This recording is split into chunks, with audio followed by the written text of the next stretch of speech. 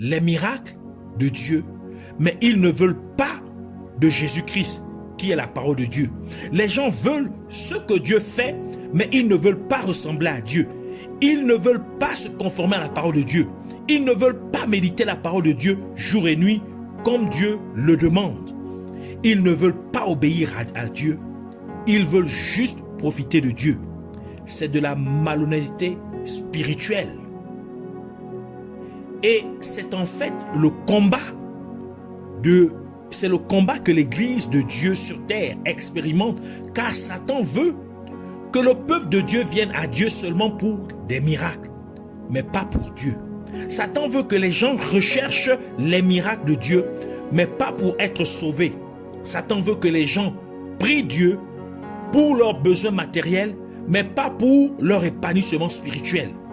Et c'est la raison pour laquelle Satan a demandé à Jésus-Christ de changer la pierre en pain physique. Mais Jésus-Christ, sachant qu'il est le vrai pain de vie, qui est la parole de Dieu, il a ainsi répondu à Satan en disant: l'homme ne vivra pas de pain seulement, mais de la parole de Dieu.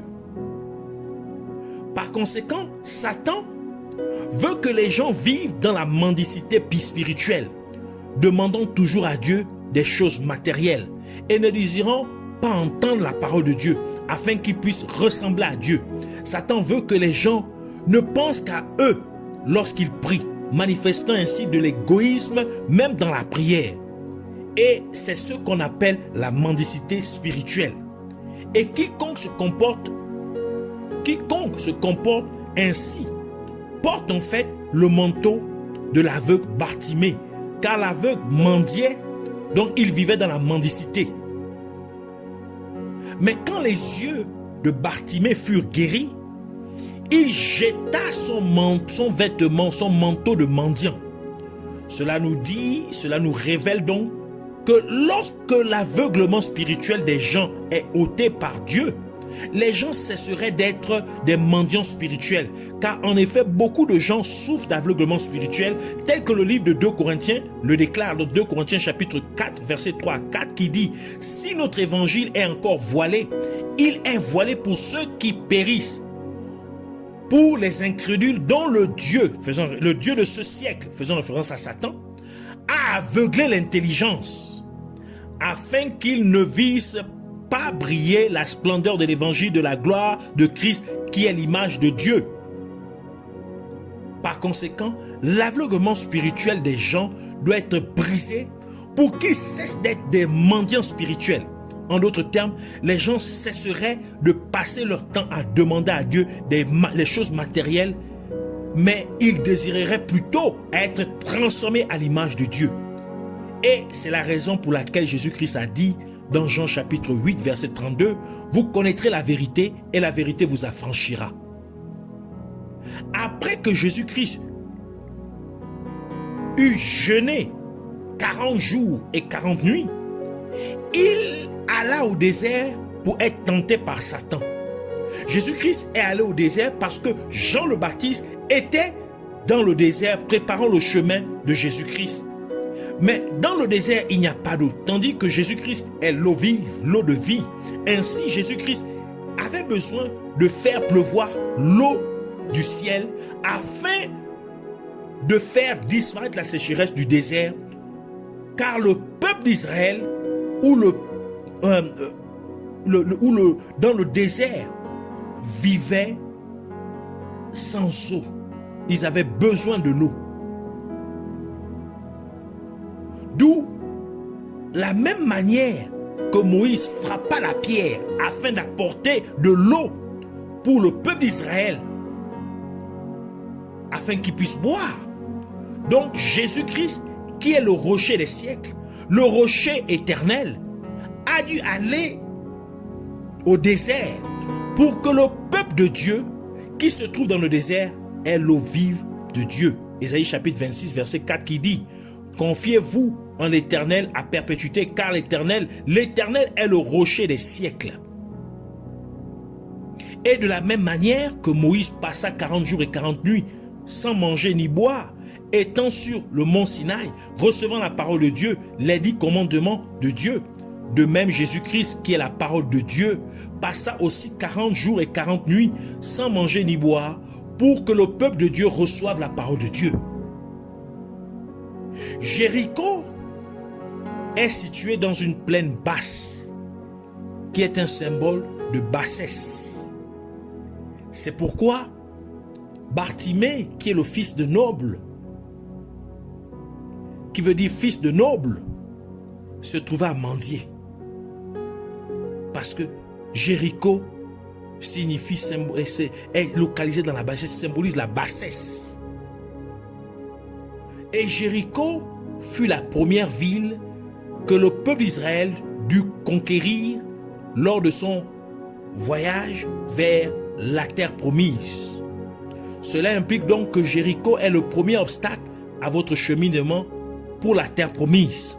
Ainsi, le ministère de la mendicité est le premier obstacle à votre terre promise. Et comme le peuple d'Israël conquit le peuple de Jéricho, un Israélite nommé Akan prit de l'or et un manteau de Jéricho, alors que Dieu avait clairement interdit au peuple d'Israël de le faire. Josué chapitre 7, verset 20 à 21 qui dit: Akan répondit à Josué et dit: il est vrai que j'ai péché contre l'Éternel, le Dieu d'Israël, et voici ce que j'ai fait. J'ai vu dans le butin un beau manteau de Shinéar, 200 cycles d'argent et un lingot d'or du poids de 50 cycles. Et je les ai convoités et je les ai pris. Ils sont cachés dans la terre au milieu de ma tente et l'argent est dessous. Cela implique spirituellement qu'Akan reprit le manteau de mendicité que Bartimée avait jeté. Et en conséquence, une petite ville comme Haï a vaincu le peuple d'Israël. Et ce n'est qu'après s'être débarrassé des objets maudits que Jéricho, les objets maudits de Jéricho, que le peuple d'Israël a pu vaincre Haï. Cela veut nous dire que tant que vous portez sur vous le vêtement, le manteau de mendicité, vous seriez vaincu par l'ennemi. Tant que vous prierez Dieu uniquement en vous concentrant sur vos besoins matériels, vous seriez vaincu par l'ennemi. Jésus-Christ a dit à Pierre que sur cette pierre je bâtirai mon église. Matthieu chapitre 16 verset 18 qui dit: et moi je te dis que tu es Pierre et sur cette pierre je bâtirai mon église et que les portes du séjour des morts ne prévaudront point contre elle. Et cette pierre était une référence à Jésus-Christ lui-même, car Jésus-Christ est le rocher des siècles, le rocher éternel. Il est la pierre angulaire qui a été placée en Sion.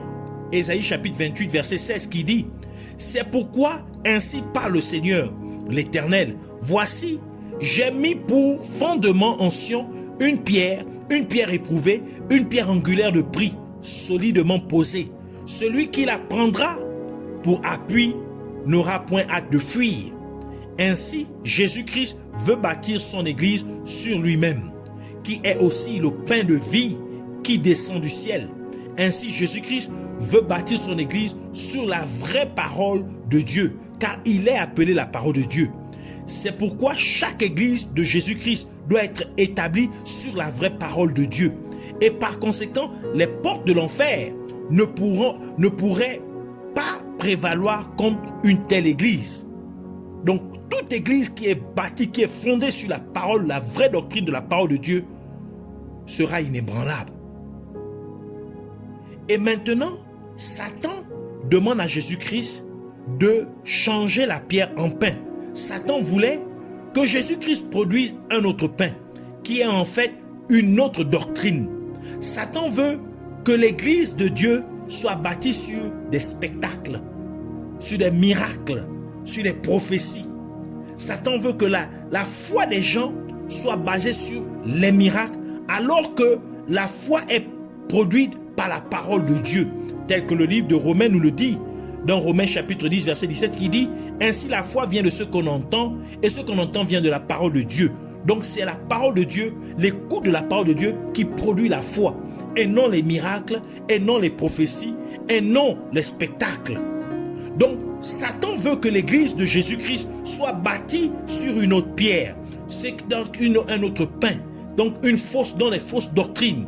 Cela fait en fait référence à une prophétie dans le livre d'Ésaïe, Ésaïe chapitre 4 verset 1 qui dit: et cette femme saisiront en ce jour un seul homme et diront: nous mangerons notre propre pain, donc notre propre évangile, et nous nous vêtirons de nos habits.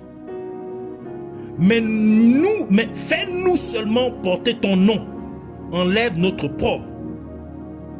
Dans cette prophétie, l'homme représente Jésus-Christ. Et les 7 femmes représentent les 7 églises d'Asie telles que décrites dans le livre d'Apocalypse, Apocalypse chapitre 1 verset 11, qui disait: ce que tu vois, écris-le dans un livre et envoie-le aux 7 églises, à Éphèse, à Smyrne, à Pergame, à Thyatire, à Sardès, à Philadelphie et à Laodicée. Et ces 7 églises représentent aussi les 7 âges de l'église de Dieu sur terre. Ainsi, les églises locales ne veulent porter que le nom de Jésus-Christ, mais elles ne veulent pas manger le pain de vie qui est la parole de Dieu. De nombreuses églises locales veulent être connues comme des églises chrétiennes, mais elles ne veulent pas vivre selon la parole de Dieu. Ce sont des églises ce sont des églises ou encore des dénominations. Ce sont des dénominations. Par exemple, l'église catholique, l'église orthodoxe, l'église anglicane, certaines églises pentecôtistes ou églises de réveil, églises mormones, l'église des témoins de Jéhovah, et ainsi de suite. Tout ça, dénomination. Donc, elles ont leur propre doctrine qui sont contraires à la vraie doctrine de la parole de Dieu. Et c'est ici la tentation que Satan faisait à Jésus en disant: transforme cette pierre en pain. Donc, c'est pour dire que l'Église produit une autre doctrine afin que ton Église puisse être fondée sur une autre doctrine, sur un autre évangile, sur de fausses doctrines, sur le show, sur les spectacles, sur les prophéties, au lieu d'être basé sur le véritable évangile qu'est Jésus-Christ. C'est pourquoi nous voulons prier pour dire: merci Père Céleste de m'avoir transmis ta connaissance et ta compréhension. Et je te prie, au nom de Jésus-Christ, te demandant de me pardonner pour chaque fois que j'ai manifesté quelconque forme d'égoïsme ou de fourberie ou de malhonnêteté dans ma relation avec toi. Je te prie donc pour qu'une telle attitude inappropriée soit retirée de ma vie au nom de Jésus-Christ. Par conséquent, que ce vêtement de mendicité soit complètement ôté de ma vie au nom de Jésus-Christ. Et tu as dit, Seigneur Jésus-Christ, que je connaîtrai la vérité et que la vérité me rendra libre. La vérité m'affranchirait.